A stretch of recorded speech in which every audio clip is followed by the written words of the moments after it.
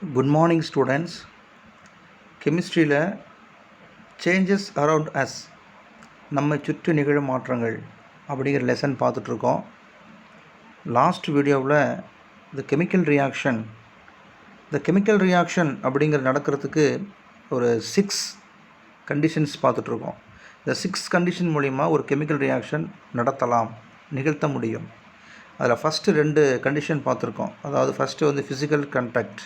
இந்த physical contact மூலிமா, அதாவது ஃபிசிக்கல் ஸ்டேட்டுன்னு சொல்லக்கூடியது தான், அது பார்த்தோம். செகண்ட் வந்து இந்த ரியாக்டன்ஸ் அப்படிங்கிறது. ரியாக்டன்ஸ் மீன்ஸ் அந்த கெமிக்கல் ரியாக்ஷனில் ஈடுபடக்கூடிய பொருள்கள், கெமிக்கல் சப்ஸ்டன்ஸை, அது வந்து சொல்யூஷனாக இருந்தால் அது கெமிக்கல் ரியாக்ஷன் எப்படி நடக்கும் அப்படிங்கிறது. இந்த 2 கண்டிஷன்ஸ் நம்ம பார்த்தோம். நெக்ஸ்ட்டு தேர்டு கண்டிஷன் என்ன கொடுத்துருக்காங்கன்னா, chemical reaction based on electricity. மின்சாரத்தை பயன்படுத்தி நாம் ஒரு கெமிக்கல் ரியாக்ஷனை எப்படி நிகழ்த்தலாம். ஸோ ஃபஸ்ட்டு எலக்ட்ரிசிட்டினா என்ன? மின்சாரம். இப்போ இந்த எலக்ட்ரிசிட்டி நாம் எங்கெல்லாம் யூஸ் பண்ணுறோம்? நம்ம வீட்லேயே நம்ம ஒரு சில எக்ஸாம்பிள்ஸ் பார்ப்போமே. ஃபஸ்ட்டு குக் பண்ணுறதுக்கு பார்த்திங்கன்னா அந்த இண்டக்ஷன் ஸ்டவ் யூஸ் பண்ணுறோம், சமைப்பதற்கு பயன்படுத்துகிறோம். மிக்ஸி யூஸ் பண்ணுறோம், அரைக்கிறதுக்கு மிக்ஸி யூஸ் பண்ணுறோம். மாவு அரைக்கிறதுக்கு கிரைண்டர் யூஸ் பண்ணுறோம். ஃப்ரிட்ஜு, வாஷிங் மிஷின், துணி துவைக்கிறதுக்கு வாஷிங் மிஷின், ஃப்ரிட்ஜு யூஸ் பண்ணுறோம். லைட், எல்லா இடத்துலையும் நமக்கு வந்து வெளிச்சம் வேணும், ஸோ லைட் யூஸ் பண்ணுறோம். வேறு டிவி யூஸ் பண்ணுறோம், டிவி பார்க்குறோம், அதுக்கு கரண்ட் வேணும், மின்சாரம் வேணும். மொபைல் சார்ஜ் பண்ணுறோம், லேப்டாப் யூஸ் பண்ணுறோம். இன்னும் நிறைய சொல்லலாம். கம்ப்யூட்டர் யூஸ் பண்ணுறோம். இந்த மாதிரி நிறைய யூசஸ் எலக்ட்ரிசிட்டியை யூஸ் பண்ணி நம்ம பயன்படுத்திகிட்ருக்கோம். அதே மாதிரி ஒரு கெமிக்கல் ரியாக்ஷன் நிகழ்வதற்கு எலக்ட்ரிசிட்டியை நம்ம யூஸ் பண்ணலாம். எங்கே அப்படின்னா இண்டஸ்ட்ரீஸ், தொழிற்சாலைகளில் யூஸ் பண்ணுறோம். இப்போ பாருங்கள், இதில் இந்த 6th லைன்லேருந்து பாருங்கள். many chemical reactions are done which are industrially very important. தொழிற்சாலைகளில் நிறைய கெமிக்கல் ரியாக்ஷனுக்கு இந்த மின்சாரத்தை பயன்படுத்தி செய்யலாம். as you know, water is made of the hydrogen and oxygen molecules. வாட்டர்னால் உனக்கு தெரியும் என்ன molecule formula? H2O, 2 hydrogen atoms, 1 oxygen atom. அப்போ ஹைட்ரஜன், ஆக்சிஜன் இது ரெண்டும் சேர்ந்தது தான் water. When electricity is passed through water containing small amounts of sulfuric acid, இந்த வாட்டரில் கொஞ்சமாக சல்ஃபூரிக் ஆசிட் நம்ம வந்து ஆட் பண்ணிவிட்டு hydrogen and oxygen gases are liberated. எப்போ அப்படின்னா when electricity is passed, இந்த வாட்டரில் கொஞ்சம் நம்ம சல்ஃபூரிக் ஆசிட்டை ஆட் பண்ணிவிட்டு கரண்ட்டை பாஸ் பண்ணும்போது அந்த ஹைட்ரஜன், வாட்டரில் இருக்கக்கூடிய ஹைட்ரஜன், ஆக்சிஜன் இது ரெண்டுமே கேஸாக லிபரேட் ஆகும், வெளியேறுதுன்னு அர்த்தம். அப்போ நமக்கு ஹைட்ரஜன், ஆக்சிஜனை வந்து நம்ம வந்து செப்பரேட் பண்ணுறதுக்கு, லிபரேட் பண்ணுறதுக்கு நமக்கு இந்த ப்ராசஸ் நமக்கு தேவை. அப்போ இந்த ப்ராசஸ் எதன் மூலிமா நடக்குது? கரண்ட்டை செலுத்தும் போது தான், மின்சாரத்தை நம்ம செலுத்தும் போது தான் இது நமக்கு வந்து பிரியுது. அப்போ இந்த மாதிரி ஒரு கெமிக்கல் ரியாக்ஷன் நடக்கிறதுக்கு நமக்கு மின்சாரம் தேவை. இதே மாதிரி similarly a concentrated solution of sodium chloride. இந்த கான்சன்ட்ரேட்டட்னா செறிவு மிக்க, சோடியம் குளோரைடுனா உப்பு. இந்த சொல்யூஷனை பிரெயின், BRINE அப்படின்னு சொல்லுவோம். இதுக்கு ஒரு பேர் கேட்பாங்க. பிரெயின் அப்படின்னா BRINE அப்படின்னா concentrated solution of sodium chloride. இதில் is electrolysed to produce chlorine and hydrogen gases along with sodium hydroxide. இந்த சொல்யூஷனில் கரண்ட்டை நம்ம வந்து பாஸ் பண்ணும்போது குளோரின் என்ன ப்ரொடியூஸ் ஆகுதுங்கிறாங்க? குளோரின் அண்டு ஹைட்ரஜன், இந்த 2 கேஸஸ் நமக்கு தனித்தனியாக செப்பரேட் ஆகும். இந்த ப்ராசஸை யூஸ் பண்ணி தான் நமக்கு வந்து இண்டஸ்ட்ரியில் அதிக அளவு நமக்கு வந்து குளோரினை வந்து தயாரிக்கப்படுகிறது. கூடவே இந்த ப்ராசஸில் என்ன கிடைக்குன்னா சோடியம் ஹைட்ராக்சைடு கிடைக்குது. அப்போது this is a very important reaction to produce chlorine industrially. அப்போ தொழிற்சாலைகளில் பெருமளவு குளோரின் தயாரிப்பதற்கு இந்த முறை, இந்த பிரைன் அப்படிங்கிறத யூஸ் பண்ணி அதில் கரண்ட்டை பாஸ் பண்ணும்போது, சொல்யூஷனில் கரண்ட்டை பாஸ் பண்ணும்போது நமக்கு வந்து குளோரின் அண்ட் ஹைட்ரஜன் கிடைக்கும், கூடவே சோடியம் ஹைட்ராக்சைடு கிடைக்குது. இதில் நமக்கு குளோரின் பெருமளவு கிடைக்கக்கூடிய ஒரு ப்ராசஸ்ஸு. அப்போது ஹைட்ரஜன் அண்டு ஆக்சிஜனை செப்பரேட் பண்ணுறதுக்கு கரண்ட்டை பாஸ் பண்ணி ஒரு கெமிக்கல் ரியாக்ஷன் நடந்துச்சு. அதே மாதிரி குளோரின் தயாரிப்பதற்கு இண்டஸ்ட்ரியில் அதிக அளவு நம்ம தயாரிக்கக்கூடிய குளோரின் அப்படிங்கிறதுக்கு வந்து இந்த ரியாக்ஷன் நடத்துறதுக்கும் கரண்ட்டு நமக்கு தேவைப்படுது. அப்போ கரண்ட்டு அப்படிங்கிறது கண்டிப்பாக எலக்ட்ரிசிட்டி அப்படிங்கிறத யூஸ் பண்ணி தான் இந்த ப்ராசஸ் நடக்கும், இந்த கெமிக்கல் ரியாக்ஷன் நடந்துச்சு. அப்போது from the above two reactions we infer that some chemical reactions proceed only by the passage of electricity. கண்டிப்பாக மின்சாரத்தை பயன்படுத்தி இந்த கெமிக்கல் ரியாக்ஷன் நடத்த முடியும். Hence such reactions are called. அப்போ எலக்ட்ரிசிட்டியை, இது மெயினாக எலக்ட்ரிசிட்டியை யூஸ் பண்ணி இந்த கெமிக்கல் ரியாக்ஷன் நடக்கிறதுனால இதுக்கு என்ன சொல்கிறாங்க, எலக்ட்ரோ கெமிக்கல் ரியாக்ஷன் அப்படின்னு சொல்லலாம், இல்லைனா எலக்ட்ரோலைசஸ் அப்படின்னு சொல்லலாம். சரி, நெக்ஸ்ட்டு இது என்ன சொல்கிறாங்க, டூ யூ நோல பாருங்கள். இது யார் இந்த எலக்ட்ரோலைசஸ் அப்படின்னு சொன்னது அப்படின்னா, the term electrolysis was introduced by Michael Faraday. 1 mark கேள்வியில் கேட்பாங்க.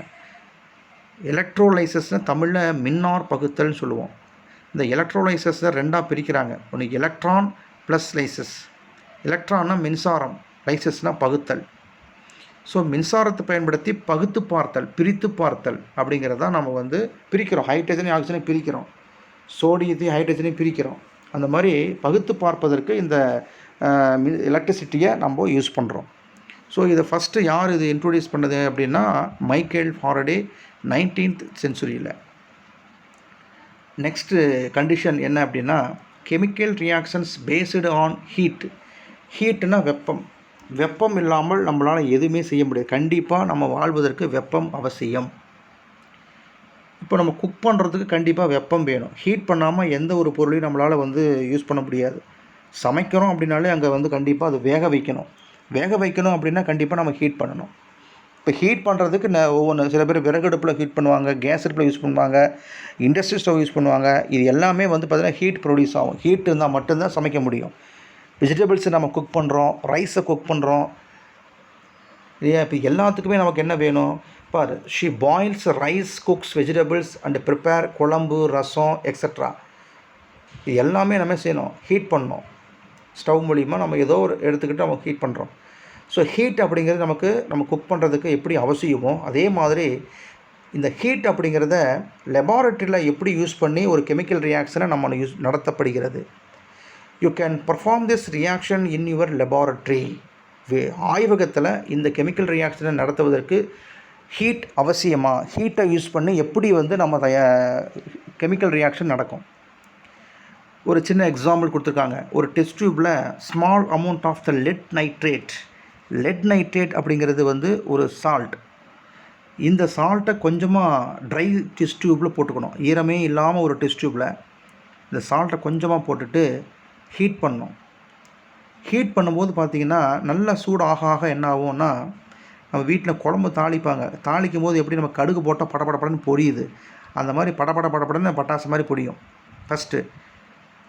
அதுக்கப்புறம் கண்டினியூவாக நம்ம ஹீட் பண்ணிக்கிட்டே இருந்தோம்னா அந்த சால்ட் என்ன ஆகும், கொஞ்சம் கொஞ்சமாக ரெட்டிஷ் ப்ரௌன் கேஸாக மாறும். ரெட்டிஷ் ப்ரௌன் கலர்டு கேஸாக மாறும். அப்போது அதுக்கு என்ன, அது கேஸ் அப்படின்னா நைட்ரஜன் டை ஆக்சைடு. அது பேர் வந்து நைட்ரஜன் டை ஆக்சைடு. அப்போ கெமிக்கல் ரியாக்ஷன் நடந்துருச்சு. அப்போது லெட் நைட்ரேட்டு என்னவா மாறிடுச்சு, இப்போது நைட்ரஜன் டை ஆக்சைடு கேஸாக மாறிட்டுருக்கு. ஸோ கெமிக்கல் ரியாக்ஷன் நடக்குது. இந்த கெமிக்கல் ரியாக்ஷன் நடந்ததற்கு நம்ம வேறு ஏதாவது பொருளை ஆட் பண்ணோமானா எந்த பொருளையும் ஆட் பண்ணல. ஹீட் பண்ணேன், சால்ட்டை போட்டுவிட்டு ஹீட் பண்ணேன், கெமிக்கல் ரியாக்ஷன் நடந்து நமக்கு ரெட்டிஷ் ப்ரௌன் கேஸாக, அதாவது நைட்ரஜன் டை ஆக்சைடாக நமக்கு மாறி இருக்கு. சரி, இதே மாதிரி இன்னொரு எக்ஸாம்பிள். இண்டஸ்ட்ரீஸ், தொழிற்சாலைகளில் லைம்ஸ்டோன் ராக் அப்படின்னா பாறைகள், சுண்ணாம்பு பாறை. இந்த சுண்ணாம்பு பாறையை are heated to get quick lime. இந்த சுண்ணாம்பு பாறையை ஹீட் பண்ணி தான் நமக்கு என்ன கிடைக்குது, குயிக் லைம், அதாவது வரச்சுண்ணாம்பு. கால்சியம் ஆக்சைடு இதனுடைய கெமிக்கல் நேம். இந்த சுண்ணாம்பு நமக்கு கிடைக்கும். இந்த சுண்ணாம்பை தான் நம்ம எங்கே யூஸ் பண்ணுவோம் அப்படின்னா, நம்ம வீட்டுக்கு சுண்ணாம்பு அடிக்கும்போது வாங்கிட்டு வருவோம். ஒரு பவுடராகவோ லம்ஸாவோ வாங்கிட்டு வருவோம். அதுதான் குயிக் லைம், வரச்சுண்ணாம்பு. இது எங்கேருந்து கிடைச்சது? லைம்ஸ்டோன் ராக், சுண்ணாம்பு பாறையை வெப்பப்படுத்தி ஹீட் பண்ணி கிடைச்சது தான் இந்த குயிக் லைம். ஸோ இது ஒரு கெமிக்கல் ரியாக்ஷன். இதுக்கு நம்ம என்ன செஞ்சோம்? எந்த பொருளையும் ஆட் பண்ணலை, ஹீட் பண்ணேன். இந்த ராக்ஸை நம்ம ஹீட் பண்ணி நமக்கு வந்து குயிக் லைம் நமக்கு கிடைச்சது, calcium oxide. Hence, some of the chemical reactions can be achieved by the supply of heat only. இந்த மாதிரி சில கெமிக்கல் ரியாக்ஷன் நடத்துவதற்கு கண்டிப்பாக வெப்பத்தினால் மட்டும்தான் முடியும். கண்டிப்பாக வெப்பம் அவசியம். These reactions are called, இப்போ வெப்பப்படுத்தி நமக்கு இந்த கெமிக்கல் ரியாக்ஷன் நடக்கிறதுனால இது எப்படி என்னன்னு சொல்கிறாங்க அப்படின்னா தெர்மோ கெமிக்கல் ரியாக்ஷன்ஸ் அல்லது thermolysis. Thermo chemical reactions or thermolysis. So இது ஒரு 1 மார்க்கில் கேட்பாங்க. டூ யூ நோவில் பாருங்கள், limestone is the raw material for quick lime and slaked lime, cement and mortar. அதாவது இப்போ குயிக் லைம்ங்கிறது வரச்சுண்ணாம்பு. இதில் எங்கிறது இது உருவாக்கணும் என்ன பண்ணோம்? லைம்ஸ்டோன் ராக்கை நம்ம வந்து ரா மெட்டீரியல்லேருந்து தான் நமக்கு கிடச்சிது. அதே மாதிரி ஸ்லாக்கட் லைம் அப்படிங்கிறது என்னென்னா, அந்த குயிக் லைமை நாம் வந்து வரச்சுண்ணாம்பை வந்து தண்ணியில் போட்டு வேக வச்சோம்னா அது ஸ்லாக்கட் லைம், நீட்டு சுண்ணாம்பாக மாறிடும். இன்னொன்று, சிமெண்ட்டு தயாரிப்பதற்கு மிக முக்கியமான ஒரு ரா மெட்டீரியல் எதுனா லைம்ஸ்டோன் தான். அப்போது quick lime, slaked lime, cement, mortar. மார்ட்டர்னால் காரைன்னு சொல்லுவோம், காரை பூசுவோம் இல்லையா? அப்போ சிமெண்ட் இல்லாமல் காரை பூச முடியாது. அப்போ இது எல்லாத்துக்குமே என்ன வேணும்னா லைம்ஸ்டோன் தான் ரா மெட்டீரியல். சுண்ணாம்பை தயாரிப்பதற்கு தேவையான மிக முக்கியமான ரா மெட்டீரியல் 6th படிச்சிருப்பீங்க. அதில் ஃபஸ்ட்டு ஒன் என்னது? லைம்ஸ்டோன். செகண்ட் ஒன் கிளே, அதாவது களிமண். Third one gypsum. இந்த 3 பேசிக்கான விஷயம். ரா மெட்டீரியல் இந்த 3 தான் மிக முக்கியமானது. எதுக்கு? Manufacture of cement. சிமெண்ட்டுடைய முக்கியமான மூலப்பொருட்கள் இது. அடுத்தது மோட்டு நூலை கொடுத்துருக்காங்க. Chemical reactions accompanying evolution of heat are called exothermic reactions, whereas reactions involving absorption of heat are called endothermic reaction. ஒன்றும் கிடையாது, எந்த ஒரு கெமிக்கல் ரியாக்ஷன் நடந்தாலும் ஒன்று ஹீட்டு வெளியே வரும், இல்லைன்னா ஹீட்டு உள்ளே வரும். அதாவது வெப்பம் வெளியேறும், இல்லைன்னா வெப்பம் உள்வாங்கும். இப்போ சுண்ணாம்பை நாம் வந்து கொட்டி தண்ணியில் போட்டு வேக வச்சோன்னா அந்த பானையை நம்ம தொட்டு பார்த்தோம்னா சூடாக இருக்குது. வேகும்போது நமக்கு அங்கே கெமிக்கல் ரியாக்ஷன் நடந்துகிட்டு இருக்குது, ஆனால் வெளியே தொட்டு பார்த்தா சூடாகுது. அப்போ என்ன ஆகுது? ஹீட் இஸ் லிபரேட்டட், வெப்பம் வெளியேறுகிறது. ஸோ இந்த கெமிக்கல் ரியாக்ஷன் நடக்கும்போது ஹீட்டு வெளியேறுது. தொட்டு பார்த்தா சூடாக இருந்தால் ஹீட் இஸ் லிபரேட்டட். அப்படி வந்தால் என்ன சொல்லுவோம்? எக்ஸோதெர்மிக் ரியாக்ஷன் அப்படின்னு சொல்லுவோம். வெப்பம் உமிழ்வினை தமிழில். சில கெமிக்கல் ரியாக்ஷனில் வெப்பம் வெளியே தெரியாது, வெப்பத்தை வந்து உறிஞ்சிக்கும். அப்சர்வ்டு, ஹீட் இஸ் அப்சர்வ்டு, வெப்பம் உறிந்துதல். இப்போ வெளியே சூடு தெரியாது. இப்போ ஒரு தண்ணியில், ஒரு கிளாஸில் தண்ணியில் குளுக்கோஸை போட்டு கலக்கிறோம். தொட்டு பார்த்தா எப்படி இருக்குது? இங்கே கெமிக்கல் ரியாக்ஷன் நடக்குது, ஆனால் வெளியே பார்த்தா நமக்கு என்ன தெரியலையே, சூடு தெரியல. இப்போ ஹீட் இஸ் அப்சர்வ்டு, வெப்பத்தை உள்வாங்கிக்கிடுச்சு. இப்போ வெளியில் நமக்கு வெப்பம் தெரியாது. இப்போ ஹீட் இஸ் அப்சர்வ்டுனா அது எண்டோதெர்மிக் ரியாக்ஷன்ஸ். இன்னொன்று கூட சொல்லுவோம், நம்ம ஒரு சோப்பு தூளை உள்ளங்கையில் கொட்டிக்கிட்டு கொஞ்சம் தண்ணி அதில் ஊற்றுனோம்னா வெது நம்ம கை சூடாக தெரியும். அப்போ என்ன அர்த்தம்? Heat is liberated, heat is liberated, வெப்பம் வெளியேறுகிறது. எந்த ஒரு கெமிக்கல் ரியாக்ஷன் நடந்தாலுமே கண்டிப்பாக அது எக்ஸோதெர்மிக்காக இருக்கணும், இல்லைன்னா எண்டோதெர்மிக்காக இருக்கணும். அதாவது ஹீட் இஸ் லிபரேட் ஆகும், இல்லைனா ஹீட் இஸ் அப்சர்வ்டு. இது ரெண்டுத்தில் ஏதாவது ஒன்று நிச்சயமாக நடக்கும். ஸோ இது மாதிரி உங்களுக்கு மோட்டு நூலை நல்லா படித்து பாருங்கள். ஸோ இது வரைக்கும் நம்ம 4 கண்டிஷன்ஸ் பார்த்துருக்கோம். இந்த 4 கண்டிஷன்ஸை நல்லா படிங்க, ரொம்ப ஈஸியாக கொடுத்துருக்காங்க. எக்ஸாம்பிள்ஸ் நல்லா படிச்சிங்கனாலே போதும். ஸோ இதனுடைய கண்டினியூவாக நெக்ஸ்ட் கிளாஸில் நம்ம பார்க்கலாம். தேங்க்ஸ்.